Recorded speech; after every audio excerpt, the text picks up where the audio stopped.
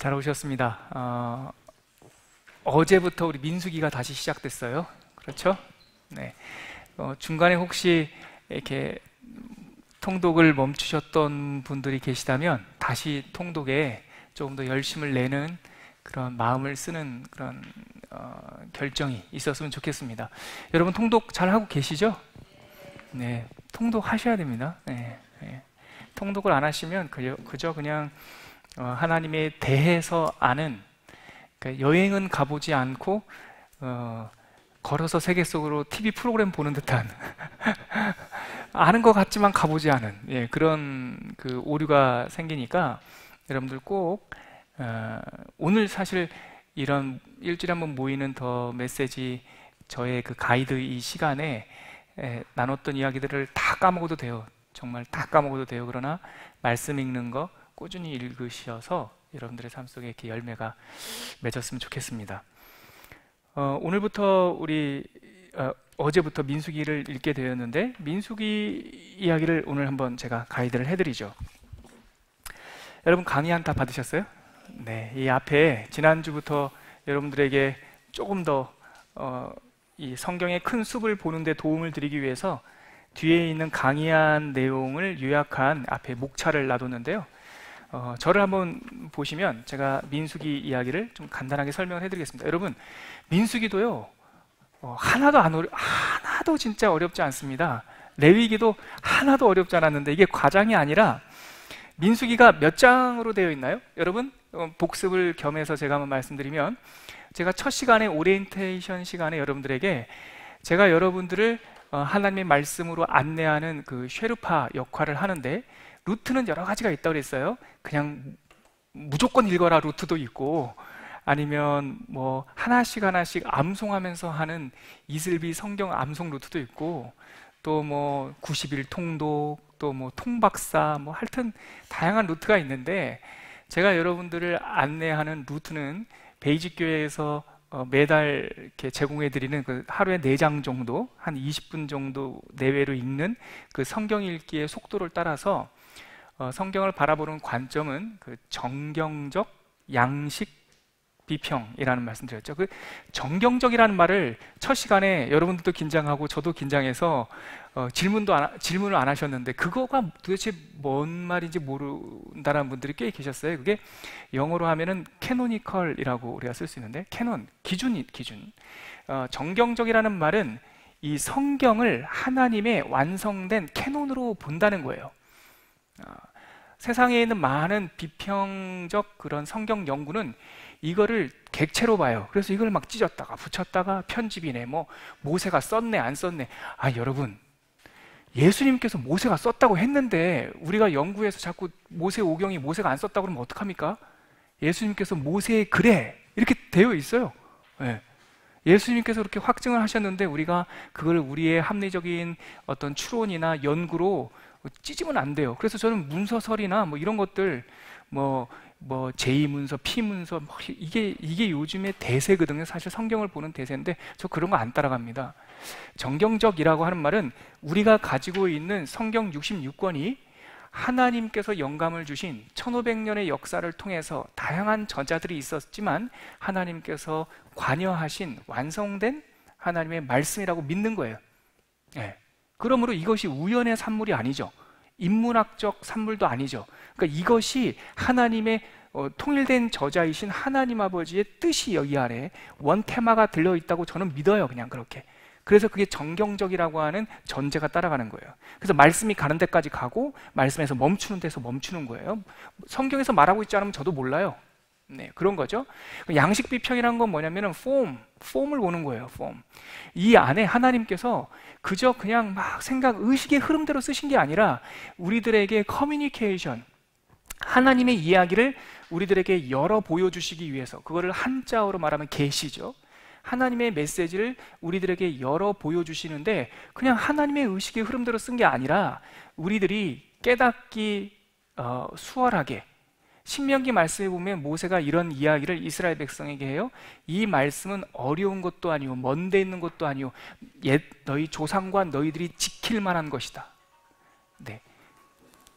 그래서 하나님의 말씀이 이 구조, 이 성경의 구조가 굉장히 우리가 이해할 법한 내용들로 설명하고 있다라고 제가 여러 번 성경을 읽고 연구를 하면서 얻은 결론이에요.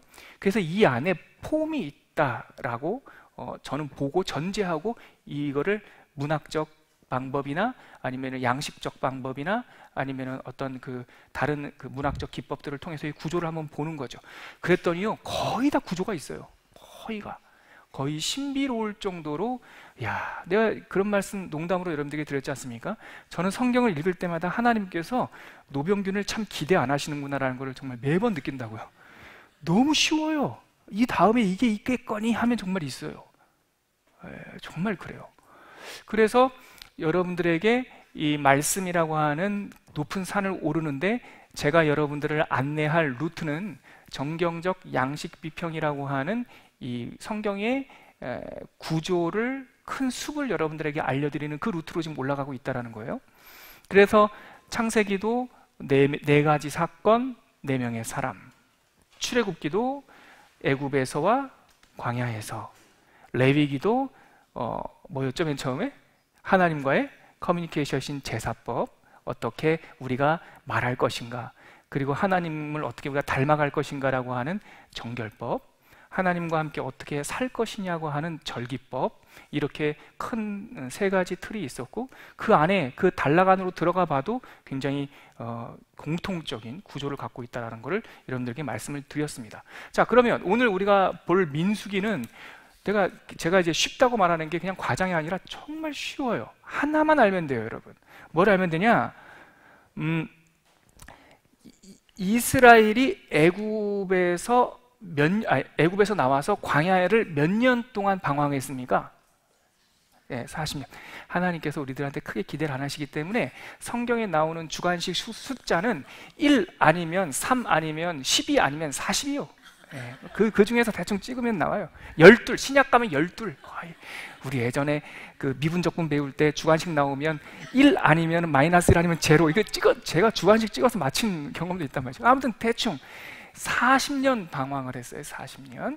근데 출애굽 이야기를 다루고 있는 성경 이야기가 출애굽기에서 민수기까지예요. 레위기는 출애굽 이야기에 겹치니까 빼고, 그러니까 이 타임라인, 시간의 흐름은 출애굽기에서 민수기 1장서부터 36장까지, 출애굽기도 처음은 아니에요. 처음에는 모세가 태어나기도 전이니까 시내산에 홍해를 나와서 시내산에 딱 도착했을 때가 19장에 나와 있거든요. 시내산에 도착했을 때가, 나올 때가 14장에 홍해를 건너고 있고요. 그러면 출애굽기 19장서부터 민수기 1장과 36장, 요게 다예요. 이게 40년 역사예요. 이게 40년 역사입니다. 그런데 되게 놀라운 건 아까 여러분들이 말씀하셨듯이 40년 광야 방황 기간에, 40년 방황 기간에 총 38년, 몇 년이요? 38년 가데스 바네아라고 하는 방황의 분기점이 있어요. 어느 금송아지 사건처럼 어느 사건을 중심으로 38년 동안 방황을 하는데, 그 가데스 바네아까지 올 때가 약 1년 걸렸거든요. 그리고 다시 가데스 바네아라고 하는 이 분기점에서 다시 광야로 들어가는데 1년 걸려요. 그러니까 앞에 1년, 뒤에 1년 빼고 가운데 38년, 요게 광야 방황 생활이 거의 전부잖아요. 근데 이 38년 동안 퀴즈 하나 내겠습니다. 성경 모세오경에 기록된 38년간의 이야기, 이 38년 동안의 장장의 세월 속 동안에 있었던 사건들 중에 몇 가지나 기록하고 있을까요? 이 성경은 제가 찍으라고 그랬잖아요. 여러분 생각하지 말고 찍으세요. 안 해보신 거니까. 40가지? 그러면 저희는요 모세오경에서 포기합니다. 38년 동안 있었던 사건이요 달랑 하나. 놀랍죠? 그러니까 어렵지 않다는 거예요. 38년 동안 있었던 거 달랑 하나. 그럼 우리가 알고 있는 대부분의 출애굽 사건 이야기는 올 때까지 1년 안에 있었던 이야기던가 들어갈 때까지 1년 안에 있었던 요 2년 새에 있었던 얘기가 다, 가운데 있었던 이야기는 달랑 하나야, 하나. 그게 뭐예요? 고라당의 반역 사건. 민수기 16장에 나오는 적지 마요. 다 있으니까. 예, 다 썩어놔가지고 구어체로 다 광야는 써놨잖아요. 보세요. 고라라는 사람이 있었어요. 이 사람이 레위 지파인데 고란과 온과 다단과 아비람이라고 하는 네 사람이 팀을 딱 짜가지고, 야 모세야, 아론아, 니만 대장하냐 맨날? 우리도 정권 교체 좀 해보자. 이렇게 해가지고 들고 일어나요. 그랬더니 거기에 편승하는 한 팀이 있었는데 약 250명의 족장들이, 리더급들이 딱 붙어가지고요, 254명이 정권 교체를 위해서 띠를 둘러서 반항을 일으키거든요. 그 사건이 딱 하나 요 시대 때 있었던 거예요. 물론 16장 전에 15장에 그런 얘기 있어요. 이스라엘이 광야에 거할 때 안식일에 나무하던 사람을 발견해가지고 그 사람이 돌에 맞아 죽어요. 그거는 하나님의 율법을 지키라고 하는 하나의 에피소드, 아주 작은 에피소드로 나오고, 사건은, 큰 사건은 그 사건 탈락 하나예요. 그리고 38년은 과감하게 생략돼 있어요. 왜 그럴까요? 자, 이거는 추론 한번 해보십시오, 여러분. 38년이라고 하는 긴 시간 동안의 그 광야 방황기를 왜 달랑 한 가지 사건만 기록하고 있을까요?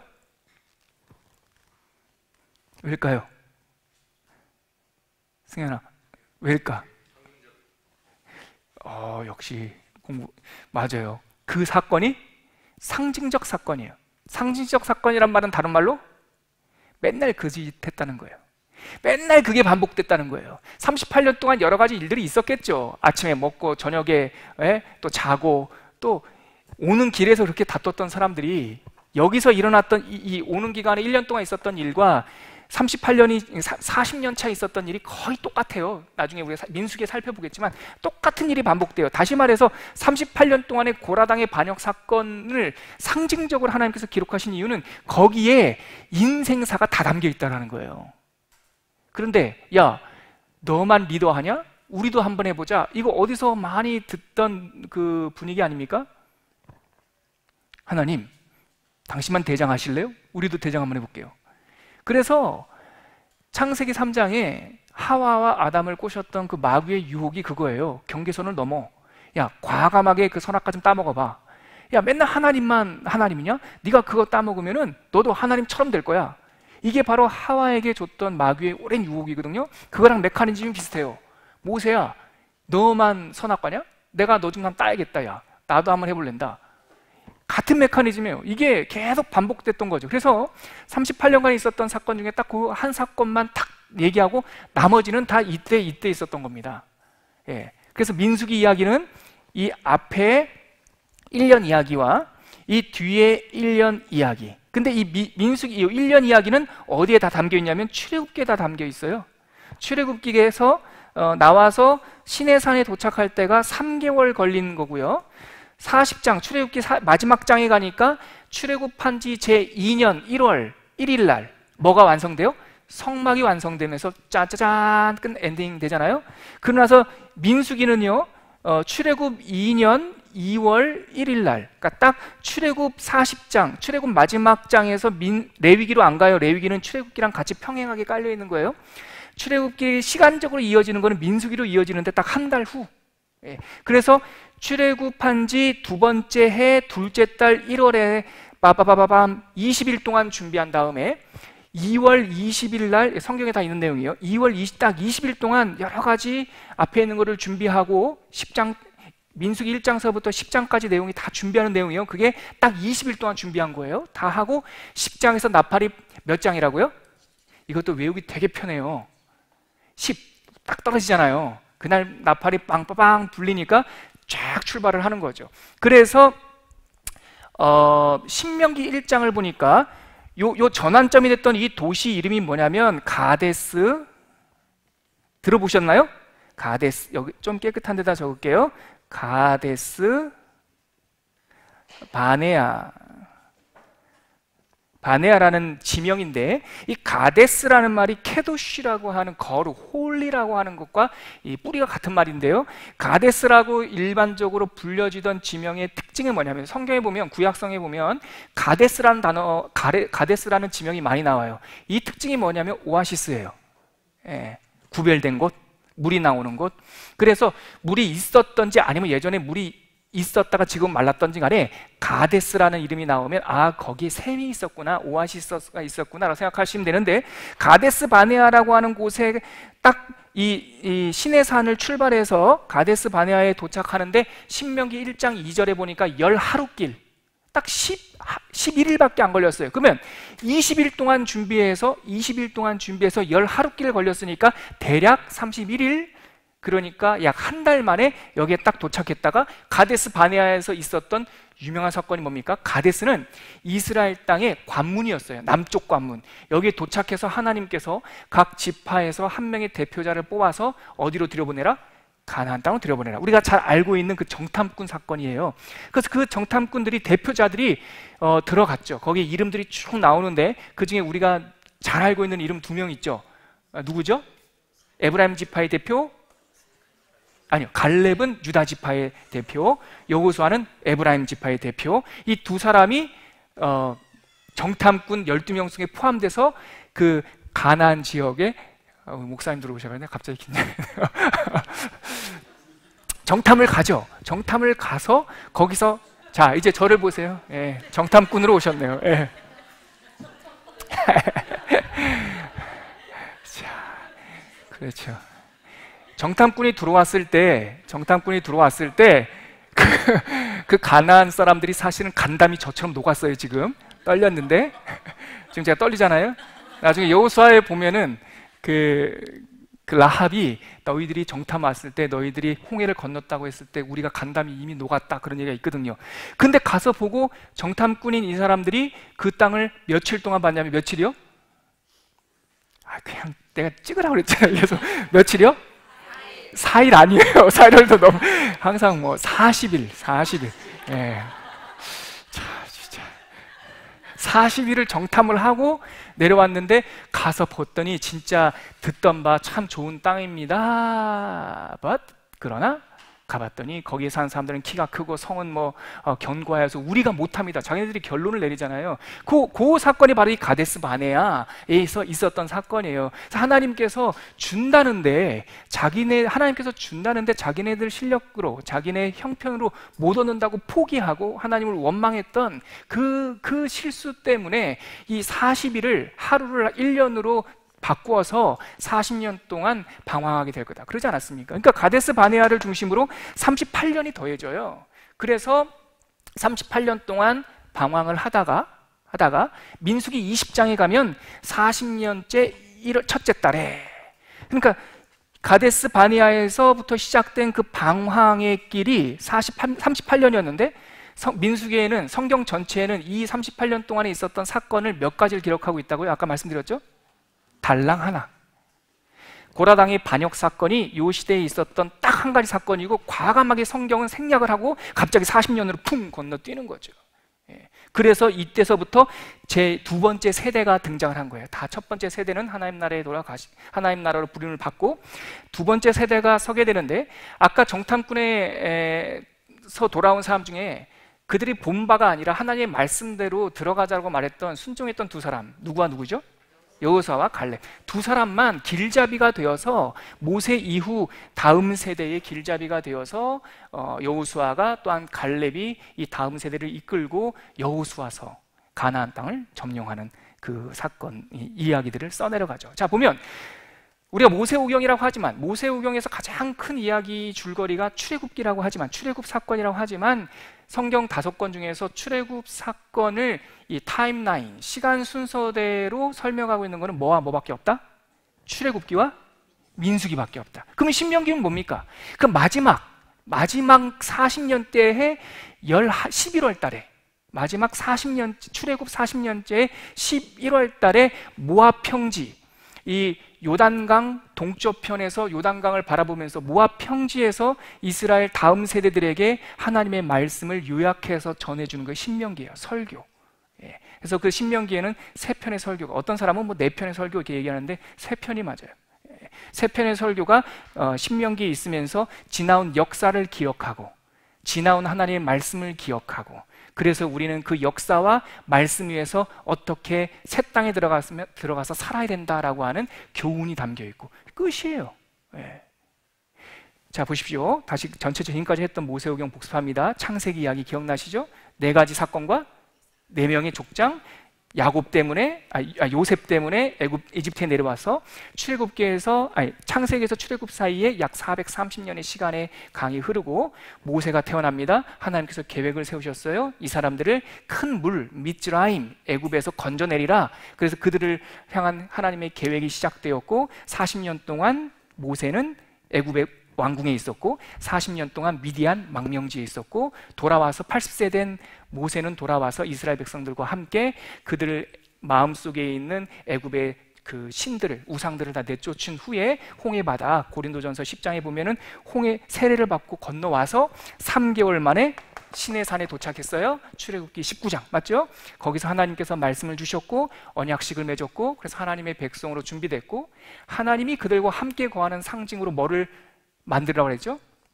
성막을 만들어라 했죠. 그래서 그 성막을 딱 만들었어요. 출애굽기 40장 가니까 성막이 출애굽한 지 2년째 해 1월 1일 날 완성이 됐어요. 하나님의 영광이 쉐키나, 하나님의 영광이 구름같이 그들을 성막이 임재했고 하나님께 감사드리면서 출애굽기가 끝났어요. 레위기는 그러면 뭐예요? 타임라인이 아니라 이 출애굽 시간에 있었던 하나님의 메시지들을 자세히 기록한 거죠. 자, 끝난 다음에 그 다음 달 출애굽 2년 2월 1일에 민수기가 시작돼요. 하나님께서 자, 이제 성막이 됐으니 이제 어디로 가자? 가나안 땅으로 가자. 자, 이제 준비할 거야. 그러면 어떻게 싸움에 나갈 수 있는 20세 이상 있는 사람들 계수 좀 한번 해보자. 그래서 12지파대로 사람들을 세웠어요. 그래서 그것 때문에 그 사건이 민수기 1장에 나와서 민수기, 넘버스라고 하는 이 우리가 흔히 부르는 민수기 이름이 거기서 나온 거예요. 인원을 세면 어떻게 오합지졸로 다니면 안 되죠. 그래서 동서남북 성막을 앞에 가운데 딱 놓고 해체를 합니다. 무조건 물론 해체를 한 후에 동쪽에 세 지파, 남쪽에 세 지파, 또 서쪽에 세 지파, 북쪽에 세 지파 이 위치를 한 다음에 진행하려고 하다 보니까 또 정결하게 레위 지파도 구분해야겠죠. 그리고 또 진행하려다 보니까 우리 안에 있는 부정한 것들 다시 한번 하나님께서 기억하게 해주셔야겠죠. 또 진행하려고 보니까 뭐가 생각이 나냐면 1월 달이면 여러분 출애굽하고 1월 달이면 뭐 해야 됩니까? 우리가 해야 되는 거 있잖아요. 유월절 지켜야 되잖아요. 첫 달이니까 1월 14일 날. 그런데 진행하려고 보니까 그때 사정이 있어서 유월절을 못 지킨 사람들이 있더란 말이에요. 예, 뭐 다쳤다던가 아니면은 뭐좀 부정하게 되어서 어떤 이유든 간에 자세히 기록되어 있지는 않지만 6월절을 못 지킨 사람들을 위해서 2월 14일 날 한 번 더 나머지 공부처럼 그때 1월달 못 지킨 사람들 한 사람도 나고자 없이 6월절 지켜라. 그것을 2월달에 6월절을 지키고 난 다음에 그다음에 나팔을 만들고 자 드디어 민수기 10장에 나팔이 빵빠방 불리니까 이스라엘 진영이 구름이 떠오르고 성막이 해체된 성막 지파들이 레위 지파들이 그걸 움직이니까 모든 진영들이 움직이기 시작하죠. 그래서 그들이 신명기 1장 2절에 보니까 10하룻길을 따라서 어디에 도착했다고요? 가데스 바네아. 아까 말씀드렸던 거기서 정탐을 했어요. 정탐은 성공했어요? 실패했어요? 실패했어요. 그것 때문에 하나님께서 진노하셨어요. 떠나겠다 그러니까 하나님 모세가 또 기도하고 이들을 위해서 하나님께서 그 하루를 1년으로 바꿔서 40일 동안 방황하게 하고 민수기 20장이 오니까 40년째 해 첫해 딸 이제 두 번째 세대가 가나안 땅으로 들어가자 하고 모압과 암몬을 정복하면서 요단강 동편에 진을 치게 되는 거죠.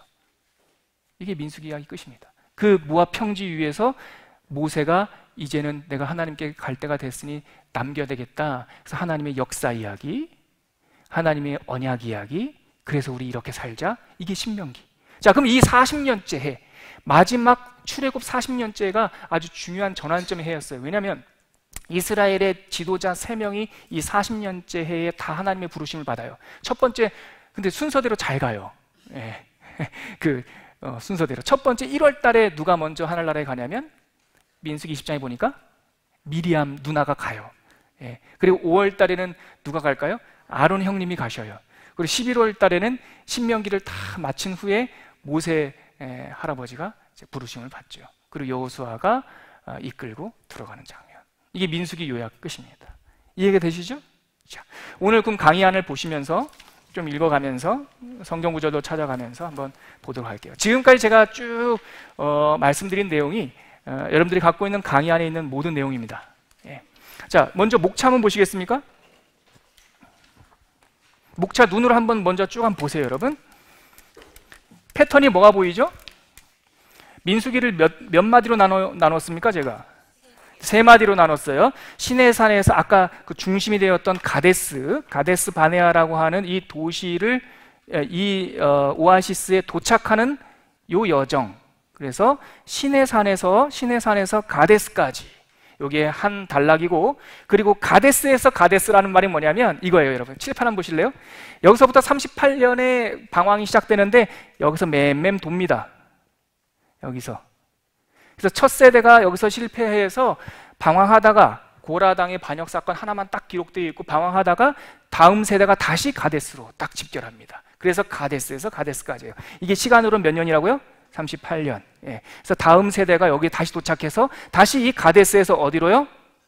예, 요단강 동편 모압 평지까지 가는데 이게 3번째 파트예요. 그래서 1번이 시내산에서 가데스까지, 2번째 마디가 가데스에서 가데스까지, 3번째가 가데스에서 모압 평지까지. 이렇게 민수기가 구성이 되는데요.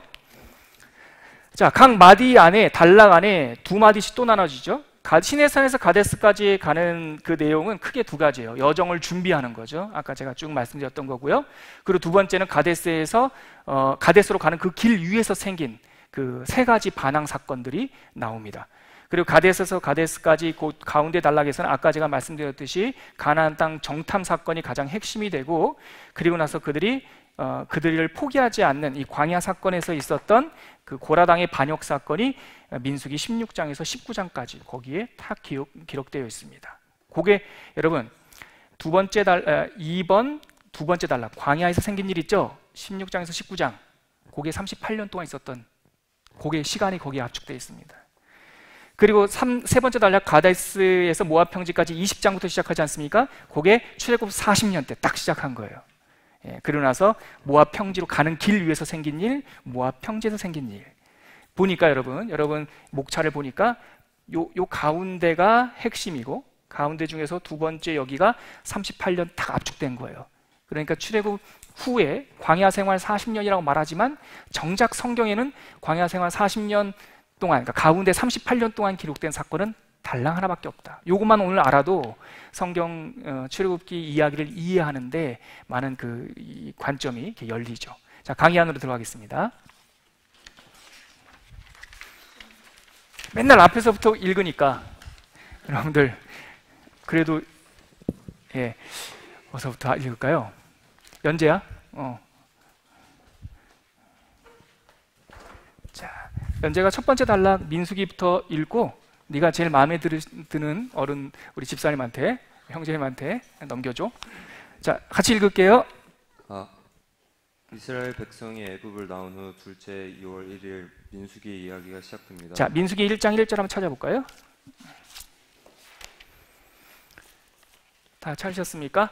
같이 한번 읽을게요. 시작. 이스라엘 자손이 애굽 땅에서 나온 후 둘째 해 둘째 달 첫째 날 여호와께서 시내 광야 회망에서 모세에게 말씀하여 이르시되, 예, 그렇게 되어 있는데요.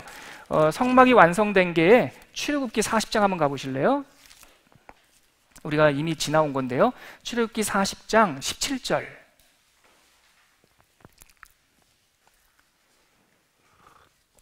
같이 읽겠습니다. 시작. 둘째 해 첫째 달 곧 그 달 초하루. 맞습니다. 그게 출애굽 2년 1월 1일 그 뜻이죠. 그러니까 2년 1월 1일에 성막이 완성됐고, 민수기 1장으로 갈게요.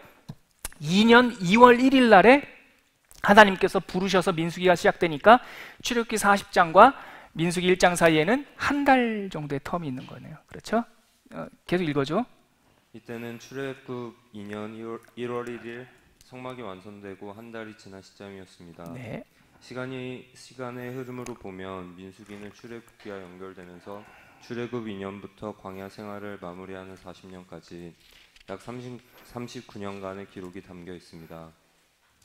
이 책의 히브리어 제목은 1장 1절에 나오는 광야에서라는 뜻의 베미드바르.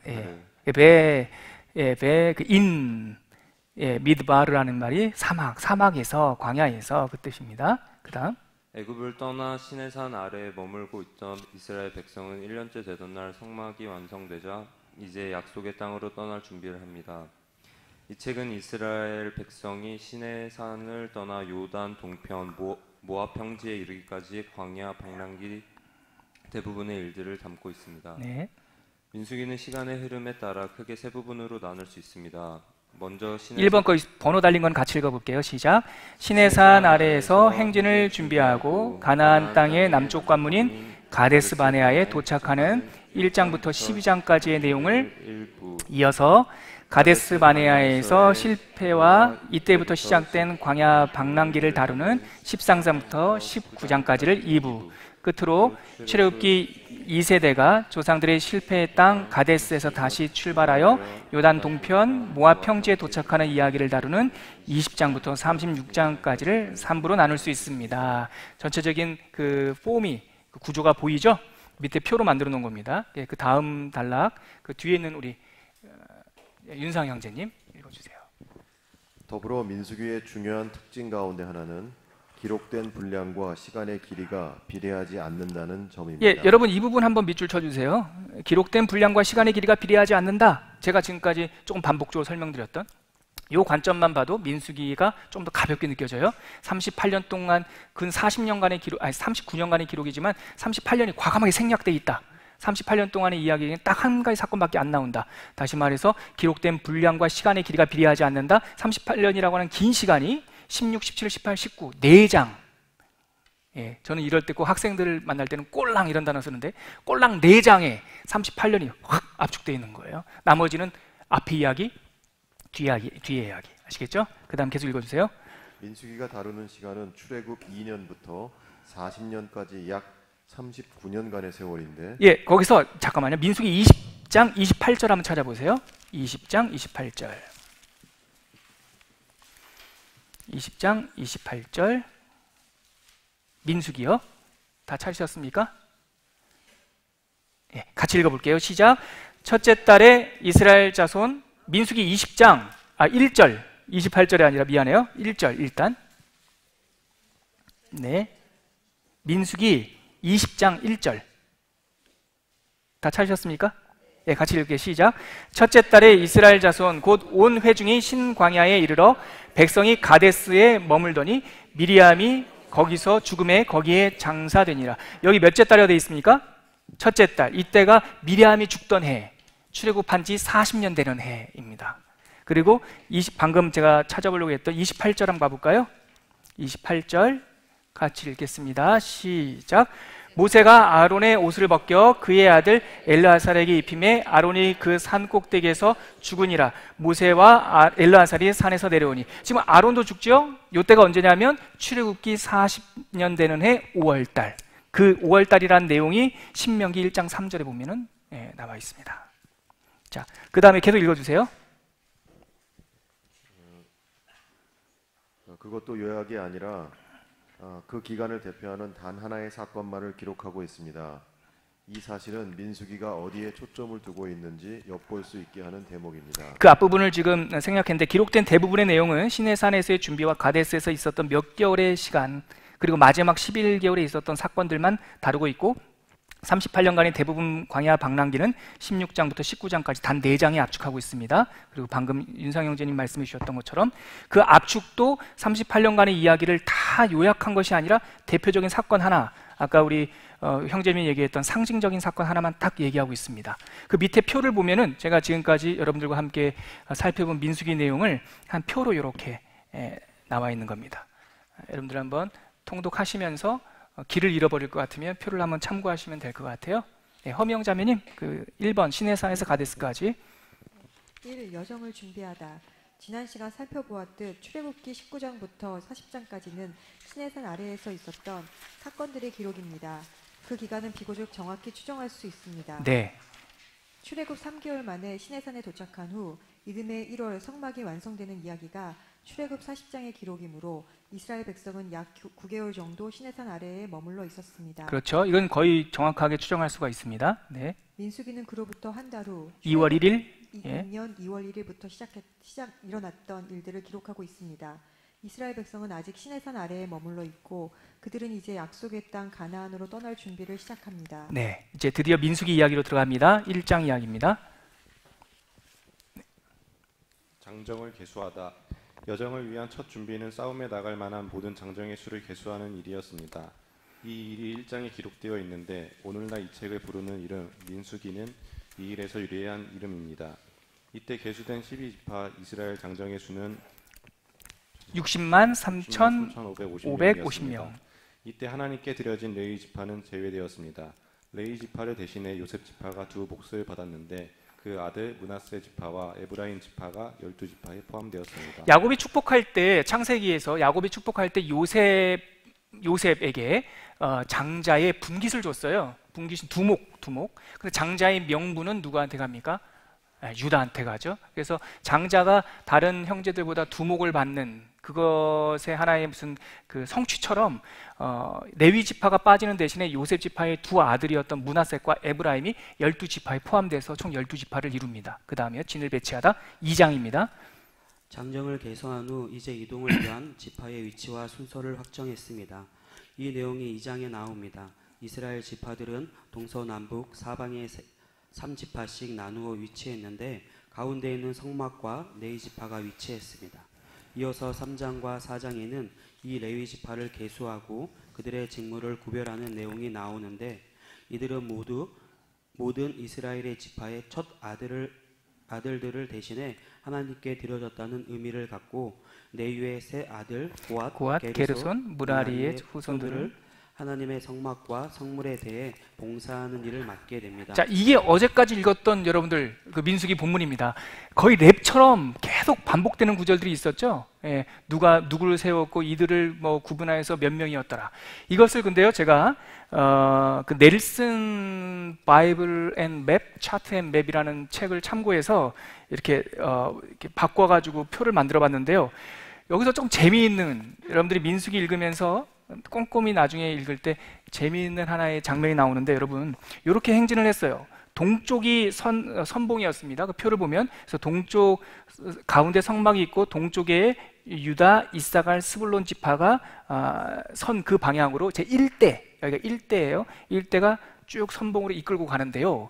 이 숫자를 근데 하나님께서 중구난방을 가지 않고 이렇게 열을 맞춰서 이스라엘 백성들이 이렇게 행진하게 했거든요. 근데 재밌는 그 모습이 나와요.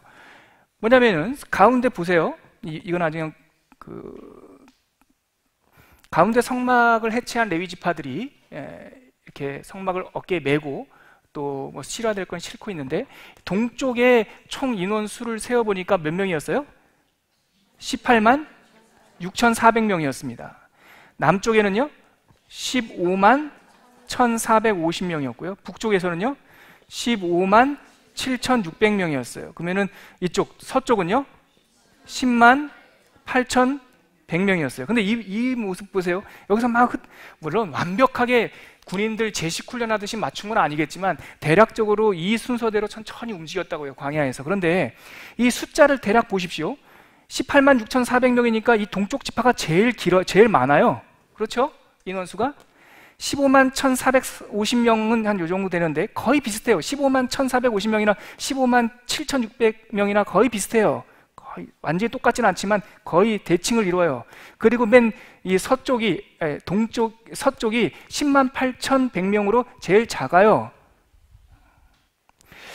이 당시에는 드론이 없었을 텐데요, 여러분. 드론을 붕 띄워가지고요 이스라엘 백성들이 행진하는 모습을 하늘에서 딱 찍으면요 십자가 모양 아닙니까? 근데 이게 무슨 성경에 큰 의미가 있고 뭐 출애굽 때부터 하나님께서 십자가를 계시하셨어 이렇게까지 가시면 너무 많이 가신 거고 그냥 딱 봐도 그냥 우리가 그 요즘에 예수의 그 복음을 이미 아는 사람들로서 이 사람들은 몰랐겠지만 우리가 드론의 위치에서 딱 봤을 때 광야에서 약 60만 이상 되는 약 아이들까지 합쳐서 한 200만 이상 되는 그 백성이 쫙 움직이는데 이 십자가 모양으로 이렇게 움직이는 거죠. 그 이 표 숫자 덧셈 하다 보면 그런 걸 또 우리가 알 수 있죠. 그냥 재미로 한번 살펴봤고 자, 채비를 갖추고 5장부터 9장까지 읽겠습니다. 채비를 갖추고 나팔이 울리다. 5장부터 8장까지는 행진의 질서를 확정한 이스라엘 백성의 외적 채비를 갖추는 내용을 담고 있습니다. 5장과 6장은 정결과 나시린이라는 내적 준비, 7장과 8장은 회중의 리더들을 비롯한 레위인들을 하나님께 헌신해 드리는 절차 등이 나옵니다. 끝으로 9장에는 여러 이유로 지난 1월 유월절을 지키지 못한 사람들이 빠짐없이 유월절을 지킬 수 있도록 마련된 낙오된 사람들을 위한 2월의 유월절이 제정되고 있습니다. 이렇게 이스라엘 백성은 가나안 땅으로의 모든 행진 준비를 마칩니다. 그러니까 얼마나 사실 논리적입니까? 하나님께서 행진을 준비할 때 인원들을 장정들을 계수하게 하고 그 각 지파들의 위치를 질서를 잡아주시고 또 그 질서를 잡은 사람들 질서를 다 잡은 후에 그들의 부정한 것들이 있으면 정결하게 하는 예법을 알려주시고 그리고 서원하고 약속한 사람들이 있으면 그 약속을 하나님과 약속을 어떻게 지킬 것인가에 대한 이 나시린의 규례를 알려주시고 그것이 내적인 준비가 끝난 다음에는 이 그룹의 이 지파들의 리더들이 오늘 우리가 읽으면서 좀 힘들었던 누가 뭐 금 몇 세겔 성전의 세겔로 얼마 해가지고 거의 똑같은 걸 계속 드리면서 그게 그 지파 족장을 그 지파를 대표하는 하나님께 헌신 예물을 드리는 거 아닙니까? 헌신 예물을 드린 다음에 이제 이 행군의 영적 리더가 되는 레위인들을 하나님 앞에 계수하여서 봉헌하여 드리고 다 된 거예요. 예, 계수서부터 해서 정결한 마음 준비까지 채비를 다 끝낸 거예요. 이제 채비가 끝난 다음에 드디어 이제 행진해야 되니까 행진하기 위해서 하나님께서 나팔을 준비하게 되는데 그게 10장입니다. 2번 가데스로 가는 길 위에 생긴 일 읽을게요. 행진 나팔 소리가 울리다. 행진 준비가 끝났습니다. 소식과 출발을 위한 소통수단으로 나팔을 준비한 후 2월 20일 드디어 하나님의 구름이 성막 위에 떠오릅니다. 자, 거기서요 여러분 며칠 날 출발을 시작했어요? 예, 하나님께서 며칠 날 민수기 1장 1절에 보니까 며칠 날 부르셨어요? 2월 1일 날 부르셨어요. 그러니까 민수기 1장서부터 10장까지 길어 보이지만 딱 20일 만에 다 있었던 얘기입니다. 예, 그 다음에요? 행진이 시작된 것입니다. 지금까지 온 일은 20일 동안 있었던 일들입니다. 네, 세 가지 반항. 이제 드디어 신명기 1장 2절에 보면 찾아볼까요? 신명기 1장 2절.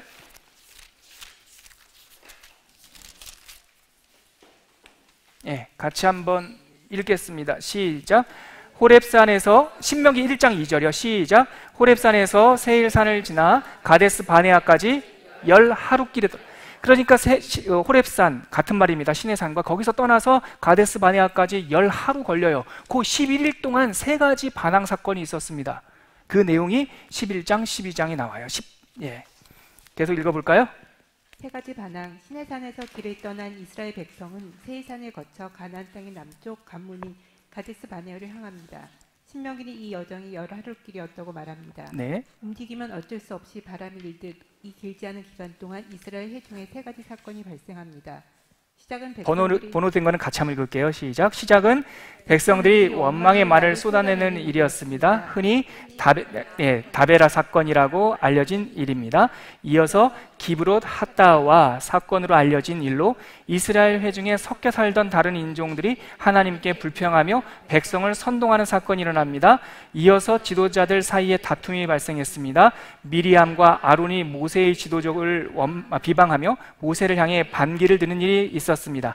이 사건들은 모두 하나님과 지도자에 대한 원망과 반항이라는 공통점이 있고 더불어 이스라엘 회중의 원망, 섞여 사는 무리의 불평, 리더들 사이의 불화라는 전방위적 사건들이라는 특징도 있습니다. 이 사건들은 당시 길을 떠난 이스라엘 회중의 영적 상태와 공동체의 분위기를 잘 반영하고 있는 표본들입니다. 고개 들고 저를 한번 보시겠습니까? 우연의 일치가 아니에요.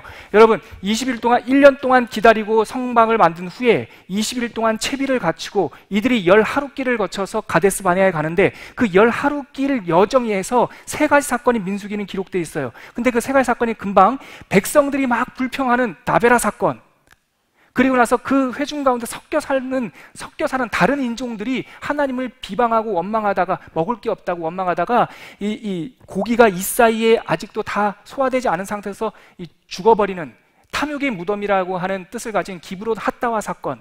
세 번째 사건은 미리암과 아론이 모세를 향해서 대항하는 사건. 이 세 가지 사건이요 되게 입체적입니다. 첫 번째 사건은 다 하나님과 리더에 대한 불평이지만, 불평이란 공통점을 갖고 있지만, 첫 번째 사건은 회중이 하나님께 불평하는 거예요. 두 번째 사건은 우리 안에 있는 외적 요소들, 섞여 사는 무리들이 불평하는 거예요. 세 번째는 지도자들끼리 싸우는 거예요.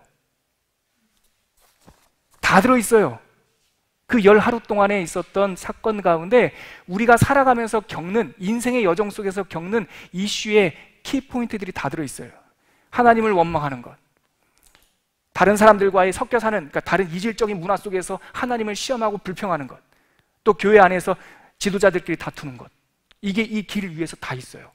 다시 한번 기억하면서 해볼까요? 다베라 사건, 따라할 필요는 없고요. 같이요. 다베라 사건, 불평, 기브롯 핫다와 사건, 그리고 미리암과 아론이 모세를 불평하는 거, 쳐버렸다고 막, 하여튼 신우이가 셉니다. 하여튼 모세를 이렇게 몰아붙이는 사건이 일어나죠. 자, 2번 가데스에서 다시 가데스, 아까 시내산에서 이제 전환점이 되는 그 내용입니다. 읽어주세요. 가데스에서 생긴 일, 정탐꾼들의 불순종, 우여곡절 끝에 바란 광야의 오아시스, 곧 가데스 바나에 도착합니다. 이곳은 가나안 땅의 남쪽 관문이기도 했습니다. 하지만 가나안 땅으로 들어가는 출입구가 될 수도 있었던 이곳은 오히려 그들을 다시 광야로 몰아내는 전환점이 되고 맙니다. 우리는 이 시점을 가나안 정탐꾼들의 불순종이라고 부릅니다. 가데스 바네아에 도착한 이스라엘 백성은 각 지파를 대표하는 사람 12명을 정탐꾼으로 가나안 땅에 들여보냅니다.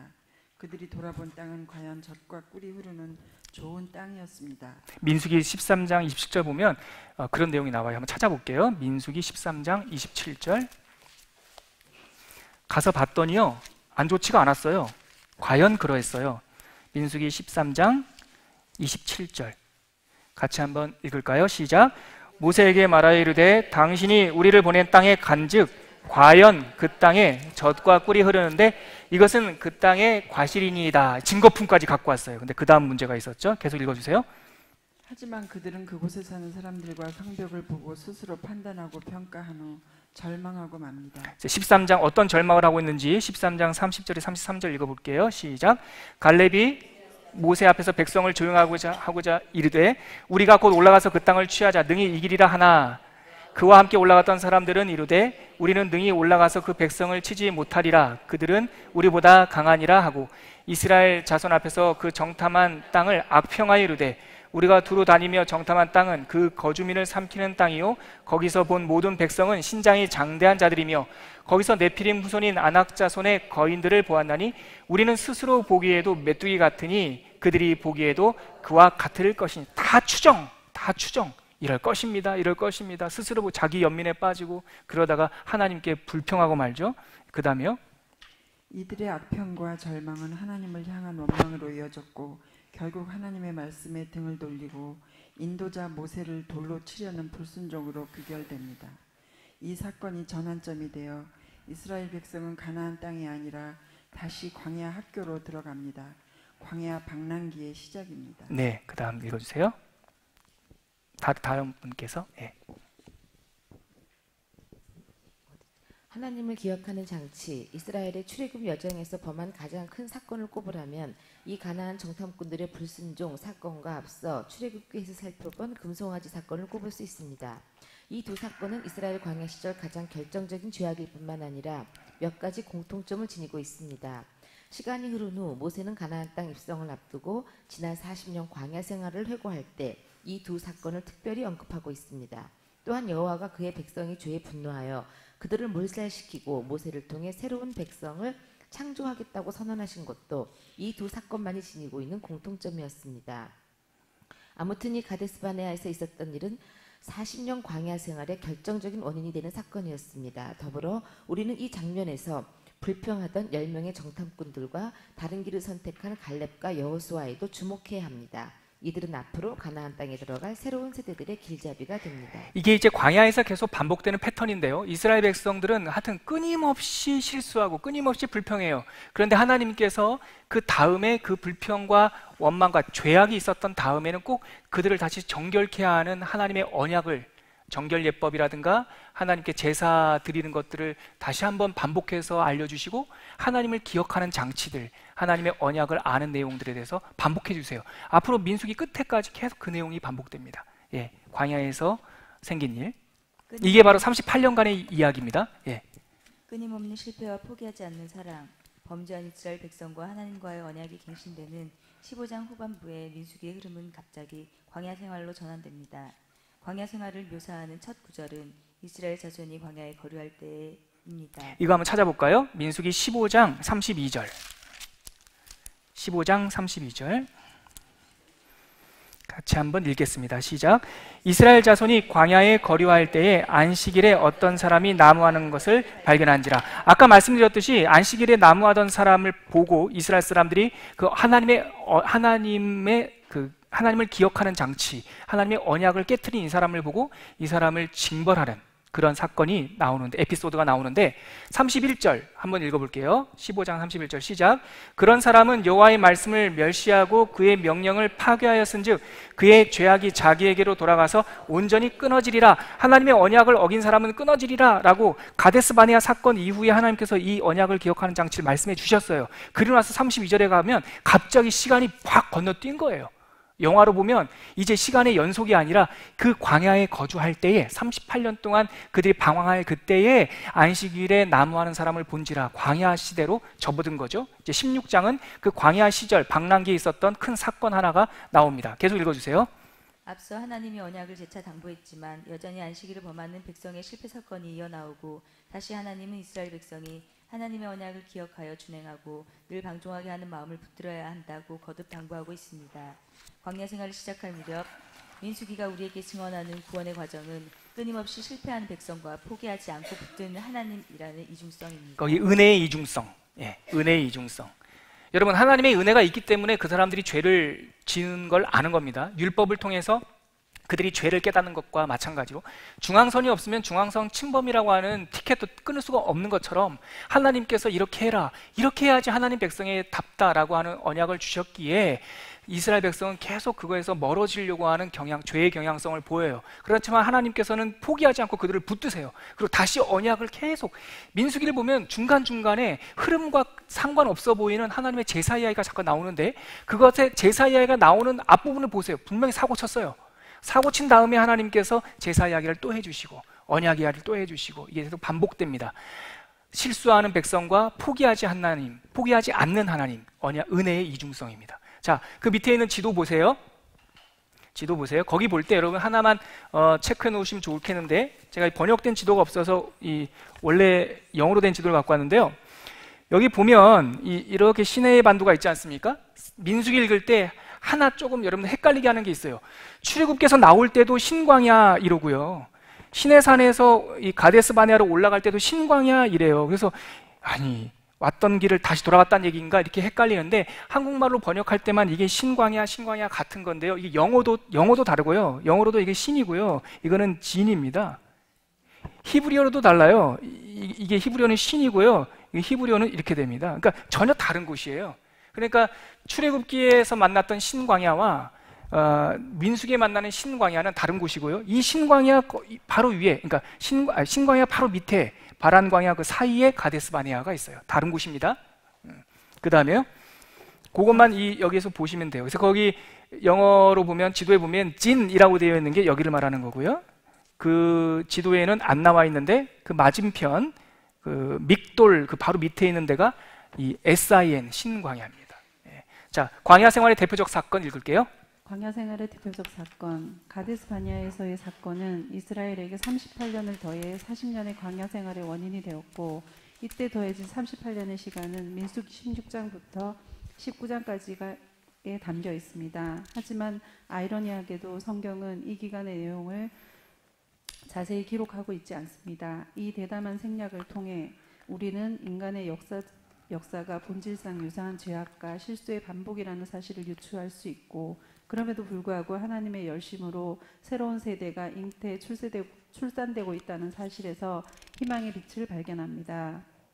이 기간 중 유일하게 우리에게 전해 내려오는 사건이 고라를 중심으로 한 반역 사건입니다. 이 한 사건이 38년 광야의 시간을 함축적으로 보여준다고 볼 수 있습니다. 죄악의 동기는 창세기 3장에서 시작된 아담과 하와의 동기와 유사합니다. 경계선을 넘고 하나님의 자리를 탐하려는 탐심과 의심입니다. 이 사건으로 반역을 모의한 자 전부가 죽고 회중에는 전염병이 창궐합니다.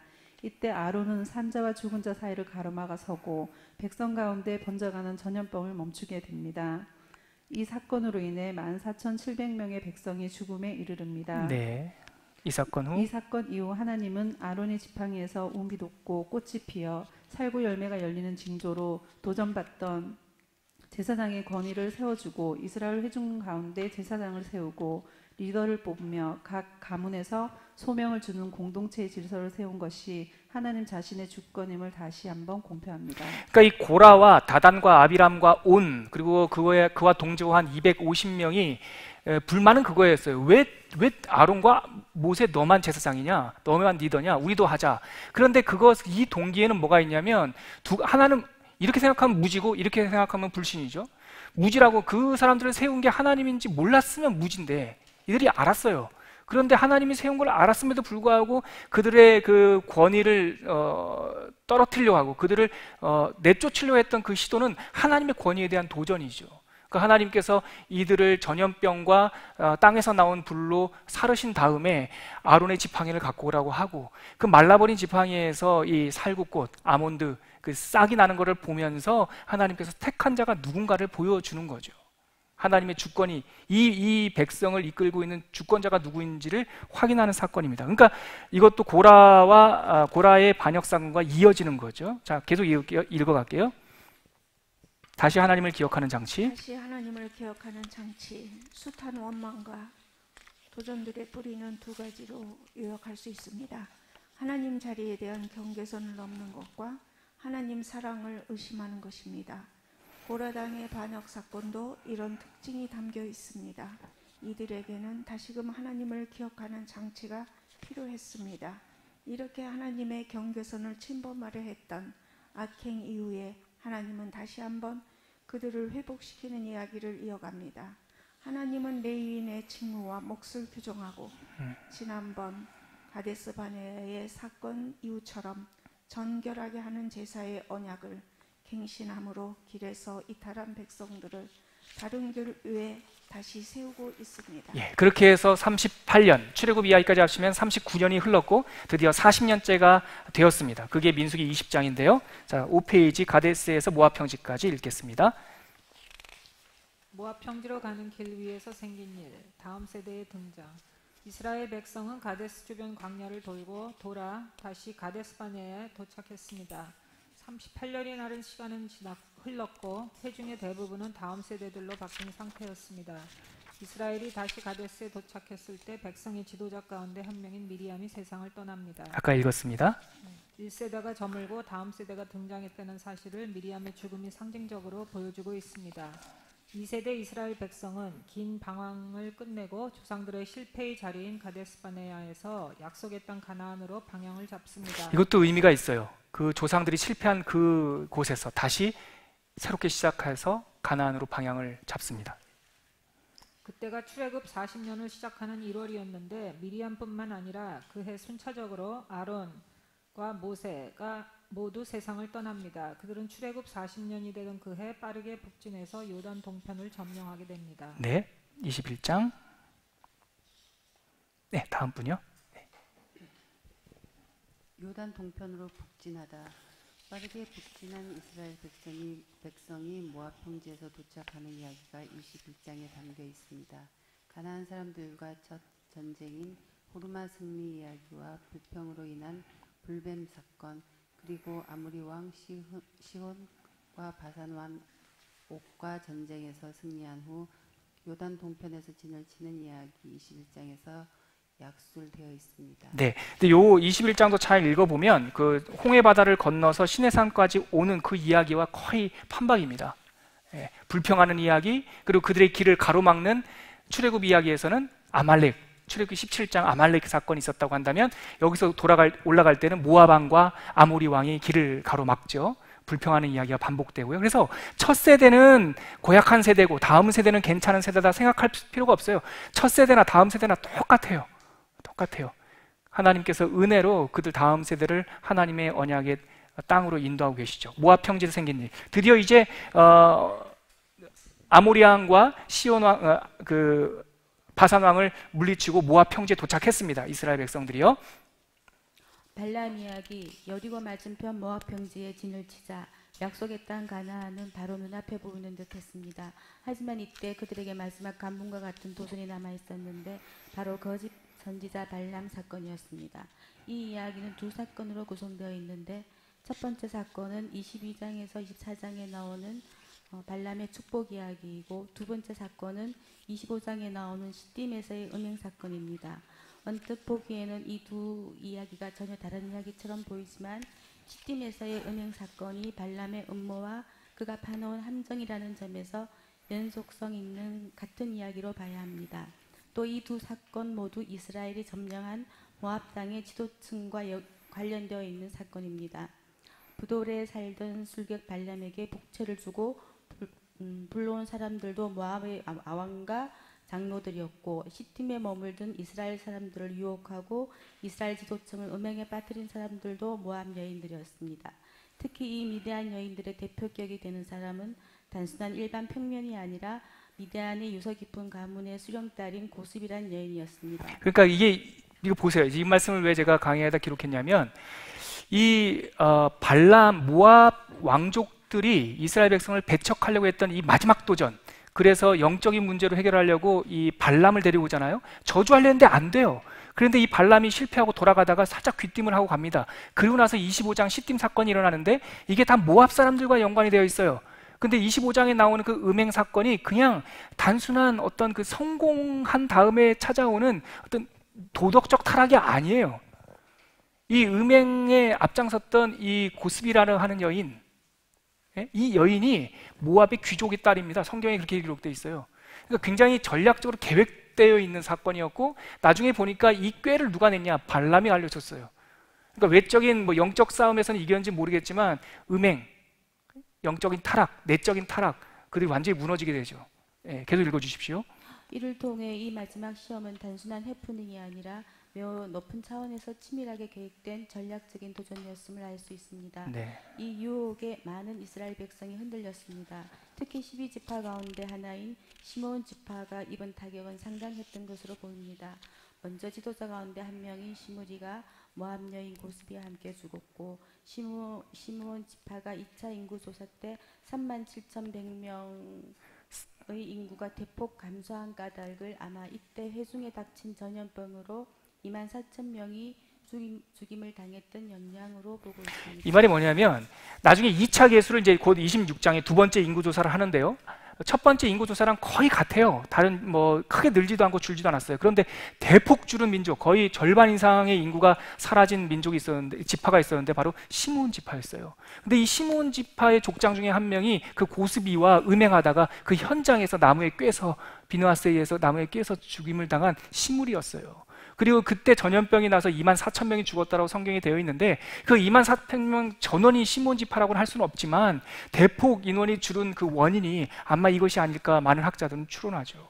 이게 그러니까 마지막 광야에서도 승리했고 전쟁에서도 승리했고 또한 무당이 이 술객이 저주하는 그 영적 도전에서도 승리했는데 그 아무런 그 도전이 없는 것과 같은 태평한 모압 평지에서 범한 그 음행 사건, 치명적인 아주 한 지파가 거의 절반 이상 사라지는 그런 타격을 입게 되죠. 그 다음 보시죠. 두 번째 인구조사를 26장에서부터 하게 되고요. 여러분들 댁에 가셔서 이번 주에 계속 민수기 읽게 될 텐데 그 내용을 한번 참고하시면서 보시고요. 그 다음에 31장서부터 33장까지는 이제 계속 그 발람 사건 때문에 멈춰 있었던 정복 이야기가 33장까지 계속 이어집니다. 그러면서 요단 동편이 다 정복이 되는데요. 그때 요단 동편을 보고 마음에 들었던 두 지파 반이 있었어요. 르우벤과 갓 지파와 므낫세 반 지파가 그 요단 동편이 너무 마음에 들어가지고 우리 그냥 요단강 안 건너가고 여기서 살면 안 돼요. 그랬더니 모세가, 이때는 살아 있었어요. 모세가 아직까지. 야, 안 된다. 니네들은 여기 남아있으면 저 영적 전쟁이 나머지 9지파 반만의 문제냐? 아니야, 우리 전체의 문제야. 함께 가야 돼. 어린아이부터 시작해서 모든 사람들이 다 건너지 않습니까? 칼 쓸 수 있는 사람들만 건너는 것이 아니라 두 지파 반까지 다 같이 들어가자고 합니다. 대신에 가서 하나님께서 우리에게 주신 이 언약의 땅을 성취한다면 너희들이 돌아와서 이 동쪽 지파, 요단 동쪽 땅을 차지할 것이다. 이때 언약을 맺게 되고 그것대로 루벤, 갓, 므낫세 반지파는 요단 동편에 차지하는 자리를 기업을 얻는 지파가 되었지요. 그리고 나서 34장서부터 36장까지는 설교와 같은 겁니다. 이제 너희들이 약속의 땅에 들어가거든 이렇게 해라 이렇게 해라 모세가 설교하고 있는데 이 민수기 34, 35, 36장은 신명기의 축약이에요.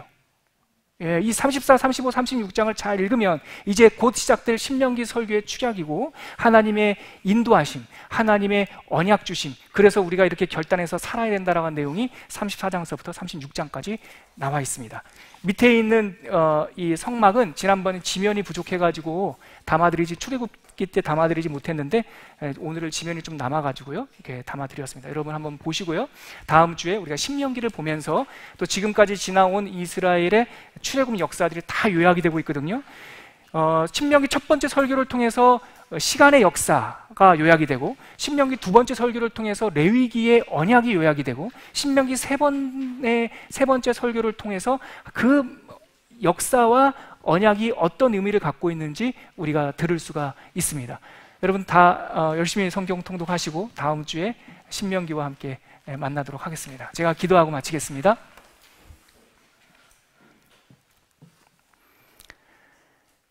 여호와께서 광야에서 모세를 불러 말씀하신 이 사건들이 날마다 우리에게 성경 말씀으로 하나님의 메시지를 주시는 그 은혜와 같은 원리인 줄 알고 있습니다.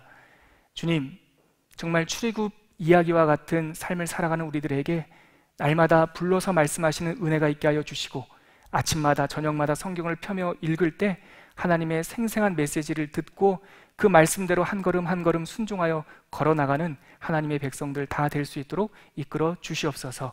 다시 결단하게 하시고 말씀 읽게 하시고 말씀으로 하나님의 빛을 발견하는 하나님의 말씀의 사람들, 성도들 다 될 수 있도록 축복하여 주시옵소서. 예수님 이름으로 기도합니다. 아멘.